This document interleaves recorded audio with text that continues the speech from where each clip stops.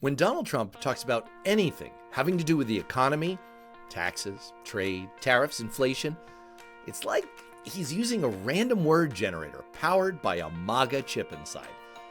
He'll throw out a bunch of stuff and it sort of sounds like it makes sense, and then he puts it next to some other stuff that completely contradicts it, so the result is nonsense. My friend Ann Kim, a contributing editor at Washington Monthly, just put out this short 3-minute video that gives you just one piece of this and exposes why Trump is so totally incoherent.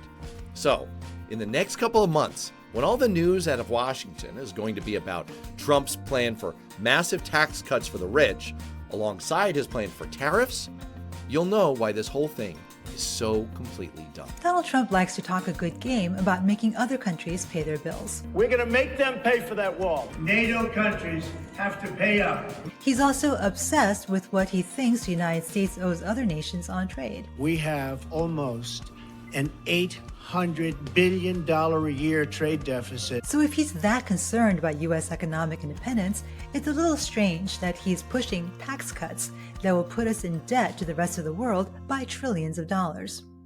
Republicans in Congress are pushing for a permanent extension of Trump's tax cuts from his first term in 2017.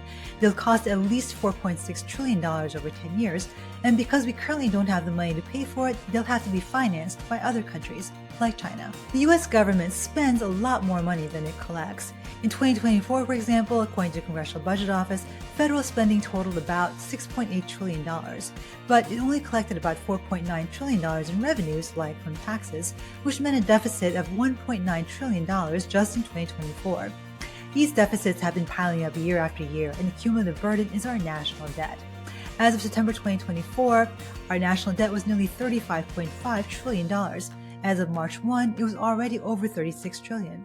Donald Trump, moreover, added $8.4 trillion to the debt during his first term, compared to $4.3 trillion for President Joe Biden. The U.S. government covers its debt by borrowing money. A little more than half is held by U.S. investors buying treasuries. This could mean your pension or your 401k. But about a fourth is held by foreign investors like China. In fact, Japan, China, and the United Kingdom are America's biggest creditors. As of the end of 2024, we owe Japan more than $1 trillion, China $759 billion, and the United Kingdom $723 billion. We even owe Canada and Mexico. What's more, the federal government pays interest on this debt in the same way that you and I pay interest on our credit cards. And the amount of that interest is staggering. In fiscal 2024 alone, for example, the interest on our debt was $881 billion. That's more than what we spent on the military, more than what we spent on Medicaid. In fact, the entire budget for the Department of Education was only $79 billion in 2024. USAID has spent only $41 billion in fiscal 2024, despite what Elon Musk and his Doge bros claim about wasteful foreign aid. And just like how paying interest on your credit cards means less money for the things you really want, paying interest on a national debt crowds out other priorities. So instead of building new roads and bridges, fixing your schools, investing in small businesses or new medicines, we're paying interest on the debt to our creditors. And now Trump wants to put us even more in debt to creditors to pay for tax cuts. And guess who those tax cuts are mostly going to benefit?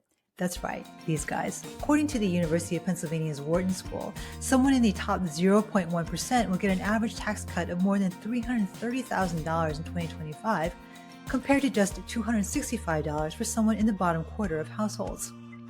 And no, tariffs are not going to pay for any of this. One of Trump's more outlandish ideas is to abolish the IRS and replace it with a Department of External Taxation.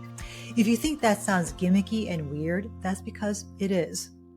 Number one, Congress needs to create this agency, not Donald Trump. That's called separation of powers under the U.S. Constitution. Number two, there already is an agency to collect tariffs. That's the U.S. Customs and Border Protection. Number three, it's not going to be other countries paying these tariffs. It's going to be you, the American consumer. And number four, even with the increased tariffs Trump is calling for, the revenues raised will be far from enough to pay our bills. According to the Committee for Responsible Federal Budget, these tariffs would raise just $110 billion in fiscal 2025, compared to the $7 trillion the government is expected to spend. The truth about Trump's tax cuts is that he is mortgaging the U.S. economy to benefit the likes of this guy. Elon Musk already owns the federal government. Don't let him own our future, too.